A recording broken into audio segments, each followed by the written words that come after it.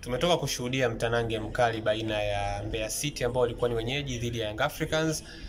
Mechi ambayo ukiniuliza mimi nasema matokeo ya sare ni matokeo stahiki kwa timu zote mbili, kwa jinsi ambavyo Mbeya City walikuwa wamejipanga kuja kuzuia kwenye ule mchezo na nidhamu yao ya kuzuia namna ambavyo ilikuwa imara kwa dakika zote 90.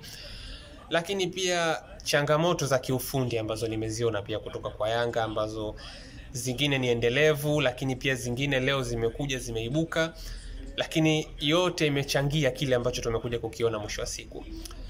Nikianza na Mbeya City, hii alama moja watakuwa wanaichukua kwa furaha, niseme kwa kiasi kikubwa sana, kwa sababu wamechimba kweli kweli kuipata hii alama, hasa katika namna ambavyo walikuwa wanazuia, kitu ambacho Malale 50 atakuwa amevutiwa nacho zaidi, mimi naamini, kutoka kwa wachezaji wake ni haiba, hasa walipokuwa wanapata nafasi ya kwenda kushambulia kwenye lango la Yanga. Ulikuwa unawaona ni wachezaji ambao wana confidence, wana matamanio ya kujaribu kufanya kitu. Nafikiri kitu ambacho kimewaangusha Mbeya City kwenye nyakati chache ambazo walikuwa wanajaribu kwenda mbele ni vitu viwili.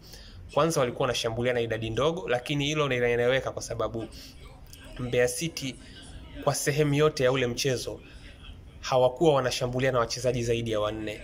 Kwa maana kipaumbele chao kikubwa kilikuwa ni kuzuia. Kuna muda walikuwa wanazuia na watu 6, kuna muda mpaka wanakuwa watu 7 pale ambapo wao wenyewe wanakuwa na mpira.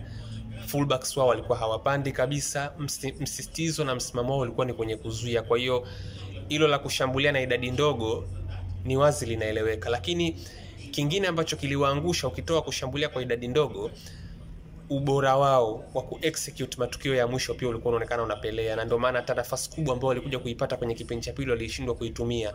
Ubora pia uliwaangusha kwenye maeneo muhimu, kila hapa na pale walipokuwa wanazipata nafasi zao chache kwenye mchezo dhidi ya Yanga.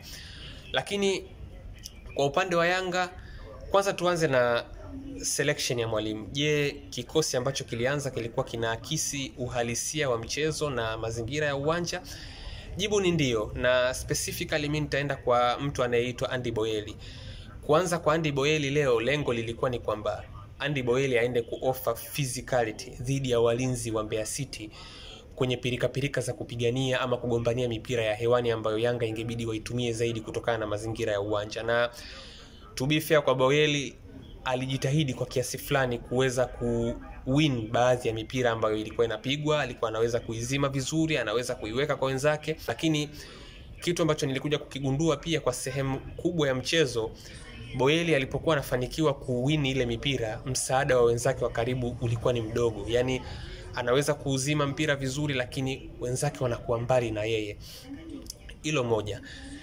Lakini kingine, hata walipokuwa wanashambulia Yanga leo, sana kwenye kipindi cha kwanza walikuwa wanashambulia na idadi ndogo ya wachezaji. Yani kuna muda Yanga walikuwa wanashambulia na watu 4 dhidi ya walinzi takriban 7 wa Mbeya City, ambao nimetoka kubainisha hapo kwamba Mbeya City wao walikuwa hawana malengo kabisa ya kushambulia kitimu kwenda mbele. Kazi ya kushambulia waliiacha kwa wachezaji 3 mpaka 4. Kwa hiyo kulikuwa kuna watu 6 mpaka 7 kwa sehemu kubwa ya mchezo walikuwa wanabaki kwenye eneo lao tu, kwa maana ya nusu yao ya kiwanja. Lakini Yanga walikuwa wanashambulia na idadi ndogo. Yani ndio maana unamuona kuna muda Pacome anatakiwa afanye kazi kubwa kuilazimisha timu ifike kwenye robo 3 ya mwisho. Kwa hiyo hilo ni jambo moja kubwa ambalo limewaangusha kwenye mchezo wa leo. Yanga walikuwa wanashambulia na idadi ndogo dhidi ya Mbeya City ambao waliamua kuwekeza wachezaji wengi nyuma ya mpira na wengi wakiwa wanabaki kwenye nusu yao hata pale wanapokuwa wanashambulia. Kingine ni tatizo lile ambalo limekuwa endelevu mpaka sasa chini ya Falls, kwa maana ya timu kuwa inakatika. Yani mistari yao mitatu Yanga inakuwa imeachana umbali mkubwa kwenye sehemu yote ya uwanja. Unakuta mtu analazimika kuchukua touch ya kwanza, touch ya pili, wenzake wanakuwa wako mbali na yeye, anashindwa kuwa kwenye mazingira sahihi ya kuweza kutekeleza matendo mepesi ya kiufundi, kwa sababu muundo unakuwa umewatanganisha sana wachezaji wa Yanga uwanjani.